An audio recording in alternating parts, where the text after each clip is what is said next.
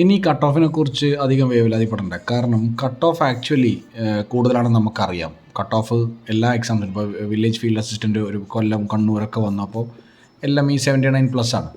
അപ്പോൾ ഇത് കിട്ടാത്തവർ, ആദ്യം തന്നെ കിട്ടാത്തവരുടെ കാര്യം പറയും. കിട്ടാത്തവർ യാതൊരു കാരണവശാലും ഒരു പ്രശ്നം വിചാരിക്കേണ്ട കാര്യമില്ല. കാരണം 2023 ഒരുപാട് പരീക്ഷകൾ വരുന്നതാണ്. അപ്പോൾ ഈ പറയുന്ന രീതിയിൽ ഒരുപാട് പരീക്ഷകൾ വരുന്നത് കൊണ്ട് തന്നെ നമുക്കധികം ടെൻഷൻ അടിക്കേണ്ട കാര്യമില്ല. ഇപ്പോൾ 2023 ഒരുപാട് ഓപ്പർച്യൂണിറ്റീസ് ഉണ്ട്. അപ്പോൾ ഇതിൽ കിട്ടിയില്ല എന്നുള്ളത് ഒരു 10ാം തരം പരീക്ഷ മാത്രമാണ്. അങ്ങനെ ആലോചിച്ചാൽ മാത്രം മതി. ഒരു 10th ലെവൽ പരീക്ഷയാണ്, അങ്ങനെ തന്നെ ആലോചിച്ചാൽ മതി. ഒരുപാട് ഓപ്പർച്യൂണിറ്റീസ് ഇനി വരാനിരിക്കുകയാണ്.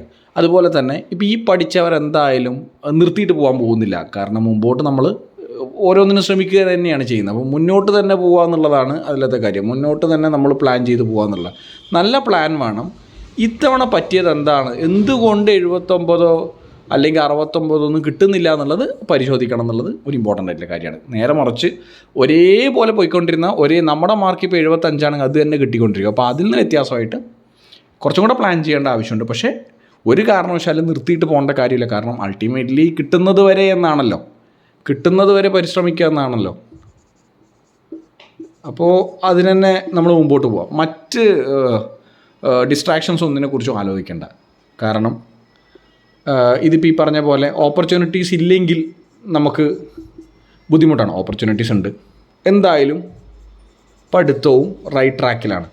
എന്താണോ ഡെഫിഷ്യൻസി, എന്താണോ പോരായ്മ, ഈ പറയുന്ന ആ കട്ട് ഓഫിലേക്കുള്ള പോരായ്മ എത്രയാണോ ആ ഗ്യാപ്പ് ഫില്ല് ചെയ്യുന്നത് മാത്രമേ ആലോചിക്കുന്നുണ്ട്. അപ്പോൾ പ്ലാൻ ചെയ്യുന്ന കാര്യത്തിൽ കുറച്ച് വ്യത്യാസങ്ങൾ വരുത്തുക. കൂടുതൽ സമയം ഇരിക്കേണ്ടവർക്ക്, അല്ലെങ്കിൽ കൂടുതൽ ഇപ്പോൾ പല ആൾക്കാരും പല പരിപാടികളൊക്കെ കഴിഞ്ഞിട്ടായിരിക്കും പഠിക്കുന്നുണ്ടാവും. അപ്പോൾ അങ്ങനെയുള്ള കാര്യങ്ങളിൽ അവർക്ക് അവർ മാർക്ക് കുറയുന്നതിനെക്കുറിച്ച് പറഞ്ഞിട്ട് കാര്യമില്ല. ഇനി ലിസ്റ്റിലുള്ളവർ ഈ പറഞ്ഞ പോലെ നല്ലോണം പ്ലാൻ ചെയ്ത്, കോമ്പറ്റീഷൻ വളരെ കൂടുതലാണ്. കാരണം ഏറ്റവും ക്രീമായിട്ടുള്ള ഒരു ഗ്രൂപ്പിൻ്റെ കൂടെ നമ്മൾ കോമ്പീറ്റ് ചെയ്യാൻ വേണ്ടി പോവുകയാണ്. അപ്പോൾ കോമ്പറ്റീഷൻ കൂടുതലാവുന്ന സമയത്ത് നമ്മൾ എന്ത് ചെയ്യണം, കുറേയും കൂടെ കൂടുതൽ പ്രിപ്പറേഷൻ ആവശ്യമാണ്. അതുപോലെ തന്നെ പ്രിലിമിനറി പോലെ ഈസി ആയിരിക്കാൻ സാധ്യതയില്ല. കുറച്ചുകൂടെ ടഫറായിട്ടുള്ള ക്വസ്റ്റ്യൻസും അതുപോലെ തന്നെ സ്റ്റാൻഡേർഡും ക്വസ്റ്റ്യൻ പേപ്പറിന് ഉണ്ടാവുമെന്ന് പ്രതീക്ഷിക്കുക. അതുകൊണ്ട് തന്നെ പ്രിപ്പയർഡ് ആയിരിക്കുന്നത് നല്ലതാണ്.